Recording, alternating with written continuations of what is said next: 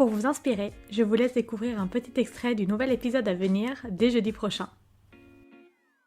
Du coup, pour résumer, quelle est selon toi la valeur principale, la valeur ajoutée principale du PMM quand on est sur un scope multi-pays?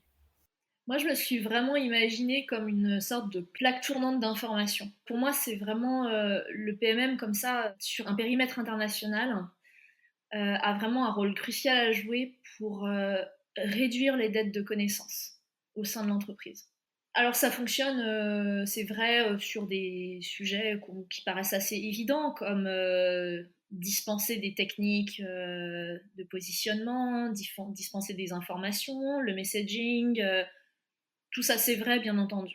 Et c'est important parce que c'est vrai que quand on est dans un pays qui peut être plus éloigné, on peut avoir tendance à improviser un peu son propre message ou se sentir un peu seul. Donc dans ce cas-là, on n'a pas les ressources et on fait comme on peut. Donc le PMM là-dessus est vraiment un rôle très très important à jouer pour être le porte-parole et le créateur bien sûr, mais le porte-parole en particulier de tous ces contenus, de tous ces livrables. En fait, ce qui est venu de façon secondaire, mais qui est finalement extrêmement important, c'est aussi d'être plaque tournante entre les pays. Parce que très souvent, on imagine la conversation comme siège-pays, pays-siège. Et il y a très peu de conversations pays-pays. Ou alors ça se fait un petit peu par hasard. Et comme on est sur des marchés différents, et comme on a des problématiques un peu différentes, potentiellement des priorités ou des objectifs business spécifiques, et ils se disent qu'ils n'ont pas grand-chose à se dire.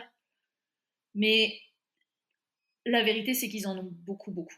Et moi, je me suis rendu compte que je pouvais vraiment faciliter ça. Moi, la façon dont je l'ai fait, c'est en effet, entre autres, via la concrétisation et le renseignement de tous ces contenus dans un knowledge center. J'aime bien parce que c'est à disposition, c'est asynchrone, tout le monde peut aller le voir et les gens peuvent le découvrir. C'est vrai que ça m'a beaucoup aidé là-dessus.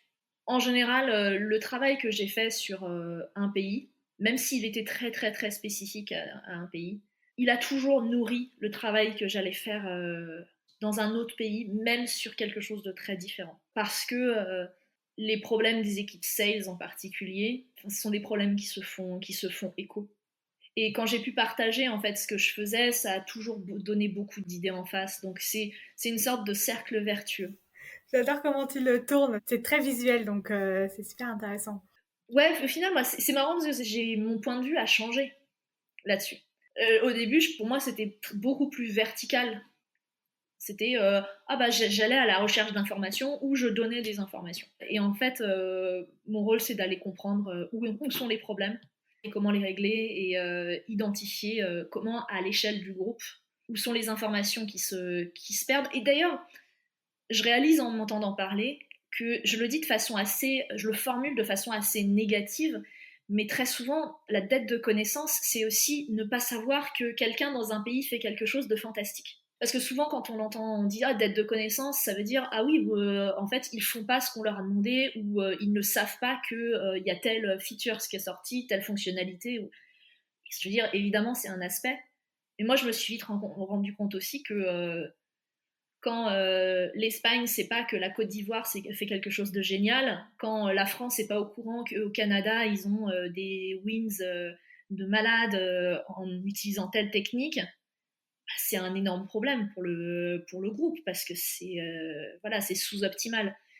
Et en tant que PMM, avec cette place à la croisée des chemins entre sales, product, marketing, on a un rôle privilégié pour identifier les choses fantastiques qui se font et être capable de se faire la chambre d'écho de ces expertises. Cet extrait vous a plu ? Pensez à vous abonner directement sur votre application de podcast préférée pour être sûr de ne pas le rater. À bientôt !